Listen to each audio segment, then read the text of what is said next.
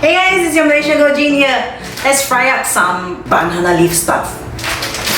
I'm gonna do everyone's favorite crispy fried snake gourd, bitter gourd, and avocado. If you like the bitter gourd one, you have to kasih kautim the bitter gourd first. Now we're gonna halve the bitter gourd so it's easier for us to correct the middle part. I'm using a teaspoon to clean the middle part lah, okay? Just keep digging out. If you want less bitter, you have to clean all the white parts out of this bitter gourd. I actually enjoy the bitterness from this bitter gourd. That's why I didn't clean like super clean lah. And then we just slice them into really thin slices, as thin as you can. Careful with your fingers while you're cutting, okay? Now when we're done cutting, we need to rinse it off so that it's cleaned. And then we're going to add some salt on this sliced bitter gourd and add water into it so that it will soak in this salt water for 15 minutes in order to reduce the bitterness. If bitter gourd is not your thing, we do the batter first. 2 tablespoons of rice flour, 2 tablespoons of corn flour or cornstarch, 2 tablespoons of gram flour or gram dal flour, the one that people use for muruku. Okay, I'm gonna use fish curry powder, 3 tablespoons, but you can also use the meat curry powder too. 2 tablespoons of dried chilli powder. Don't worry, this one won't be too spicy. It's just contributing the red color into the fritters, which is why we don't want to use coloring like some of the restaurants do. Okay, season with 2 teaspoons of salt, few dashes of black pepper and few dashes of white pepper. Slowly adding in water, about a cup of it. Keep mixing it well until you get this consistency. Actually, you basically can fry anything with this batter, you know. So let's fry up avocado. Unexpected leh. Okay, you can see me struggling a bit to open up this avocado because we need to use unripe avocado. Half the unripe avocado, skin it by slowly slicing it off and then slice it into wedges or thin slice like this also can lah. There's 2 ways to remove the avocado pit. The first one is just to cut off the pit by using your knife.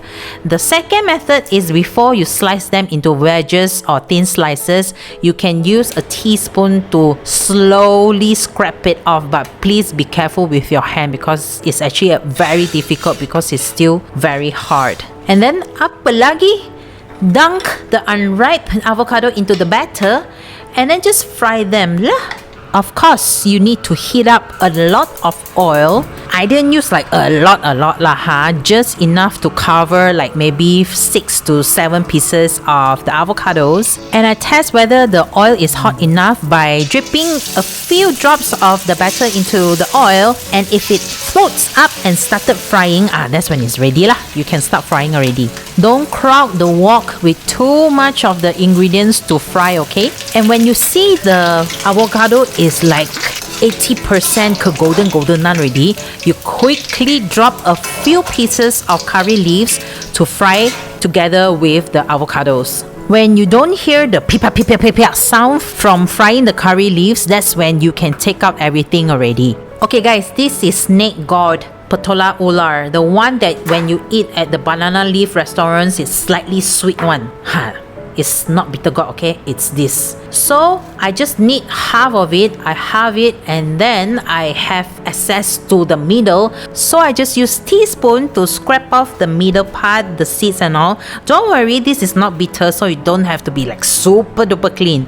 But it's pretty easy to clean it lah. And then slice it into thin slice lor. Be careful with your fingers again, okay? And then apa lagi? Just dunk it into the batter also. Make sure every single piece of it is covered with the batter. And then fry it je. Exactly like how we did with the avocado, okay? However, you need to have patience by putting in one by one into the frying wok so that all of them won't stick together and it's separated like that. In the meantime, this one I want to tell you. Every round after frying, don't straight away put on kitchen towel. Put on colander or steel rag or something that is airy for the fritters. Kitchen towel will make the fritters sweat and become wet and become soggy. We don't want that. When the fritters cool down already, then only we put on kitchen towel. Okay, back to the snake gourd. Same thing, just put the curry leaves and let it fry like pip. And then when it stops pip, that's when you can take out already. Now back to our bitter gourd. that is soaking with salt water for 15 minutes. Squeeze out the water. Don't worry, it won't break, okay? Then just dunk into the batter and then fry lo. Again, make sure every piece is coated with the batter, and then just drop them into the hot oil one by one so it won't stick together. And don't crowd the frying wok with too many of it. And at the same time, when the fritters from the previous round is cooled down already, you can transfer to the kitchen tower side. And then when it's 80% done, you can put in some curry leaves to fry it together. And then after you don't hear any sound from the curry leaves, like the pipet sound, you can take out. And then this trio of crispy fried snake gourd, bitter gourd, and avocado for banana leaf meal is ready.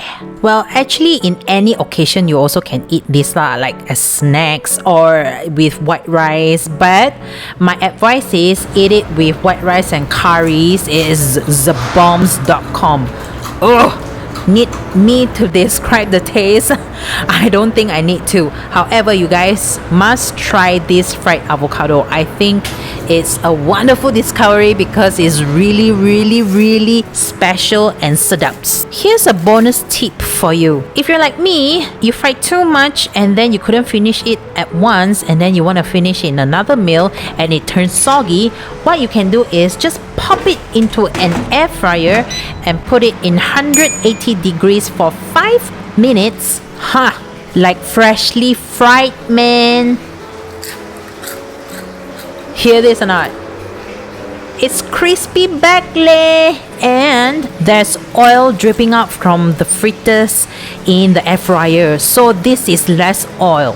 Try this out. See you next time.